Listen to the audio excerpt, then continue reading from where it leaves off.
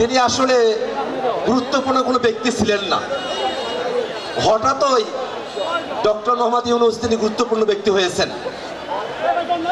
Doctor Mohammad Yunus তিনি যে বিশ্ব স্বীকৃত, বাংলাদেশের মানুষের স্বীকৃতি দেওয়ার আগে থেকেই তিনি যে গুরুত্বপূর্ণ ব্যক্তিত্ব, এটা আমরা সকলে জানি। 5 আগস্টের পরে ডক্টর মোহাম্মদ ইউনূস তিনি বাংলাদেশের হাল ধরেছিলেন বলে এই বাংলাদেশটাকে তারা কোনো জঙ্গি রাষ্ট্র হিসেবে তারা প্রমাণ করতে পারে নাই।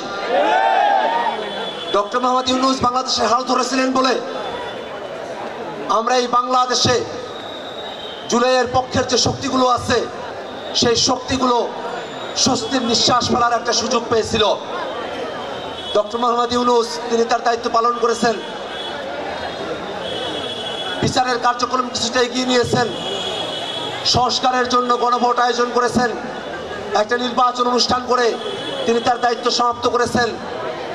সেই ডক্টর মোহাম্মদ ইউনূস যিনি বিশ্ব স্বীকৃত গুরুত্বপূর্ণ ব্যক্তিত্ব, তাকে বাংলাদেশ সরকার গুরুত্বপূর্ণ ব্যক্তি হিসেবে গ্যাজেট প্রকাশ করার কারণে এই বাংলাদেশে কিছু বিভ্রান্তি সৃষ্টিকারী মিডিয়া তাদের মধ্যে নানা ধরনের বিভ্রান্তি তৈরি করার চেষ্টা আমরা খেয়াল করে দেখছি।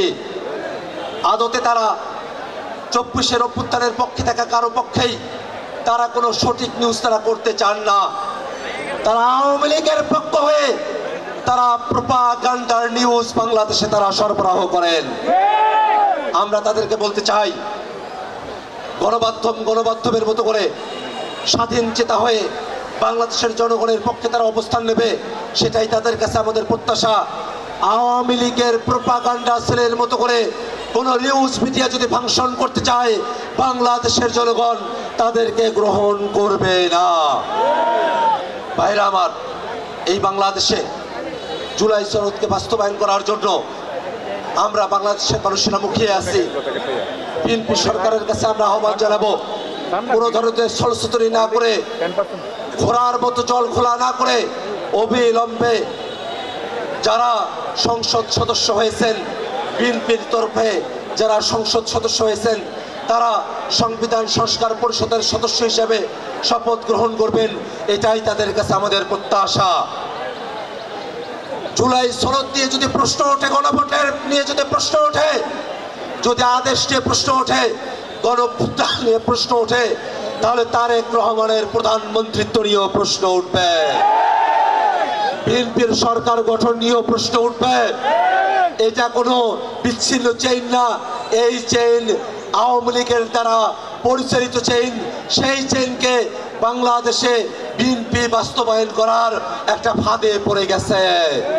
অতএব ভাইরা আমার, যারা বিএনপি করেন, বিএনপির সাংসদ আছেন, বিএনপি থেকে প্রধানমন্ত্রী হয়েছেন, তারা যদি ভাবেন শুধু গণভোট হাইকোর্টে গিয়ে প্রশ্নবিদ্ধ হবে, জুলাই সনদকে প্রশ্নবিদ্ধ হবে, শুধুমাত্র গণভোটের আদেশ গিয়ে প্রশ্নবিদ্ধ হবে, শুধুমাত্র জুলাই সনদের আগের যে বাংলাদেশ 24-এর অভ্যুত্থানকে প্রশ্নবিদ্ধ হবে, সেটা আপনাদেরকে একটা চেইনের মধ্যে রাখবে না। সেটা আপনাদেরকে বিএনপির সরকার গঠন, সেটাও কোর্টে যেতে পারে। বিএনপির বাংলাদেশে ক্ষমতায় আহরণ করা, সেটাও কোর্টে যেতে পারে। তারেক রহমানের প্রধানমন্ত্রিত্ব গ্রহণ করা, সেটাও কোর্টে যেতে পারে। তারেক রহমানের শেখ মুজিবের ছবি বাদ দিয়ে প্রেস ব্রিফিং করা, সেটাও কোর্টে যেতে পারে। অতএব এই যে লুপের মধ্যে আপনারা বাংলাদেশকে ফেলছেন, সাংবিধানিক ধারাবাহিকতার নামে যে লুপের মধ্যে বাংলাদেশকে আপনারা ফেলছেন, সেই লুপের বাইরে বিএনপিরও যাওয়ার কোনো সুযোগ নেই। অতএব দেশটাকে যদি সঠিকভাবে এগিয়ে নিতে হয়, তাহলে অবশ্যই সাংবিধানিক ধারাবাহিকতার যতটুকু জনগণের অভিপ্রায়ের সঙ্গে সঙ্গতিপূর্ণ ততটুকু বাস্তবায়িত থাকবে। যতটুকু জনগণের অভিপ্রায়ের সঙ্গে সঙ্গতিপূর্ণ নয়, যতটুকু বাংলাদেশের মানুষ 24-এর অভ্যুত্থানে স্বীকার করে নেয়, ততটুকুকে নিয়ে লাফালাফি করা, বাড়াবাড়ি করা বাংলাদেশের মানুষ সেটাকে গ্রহণ করবে না।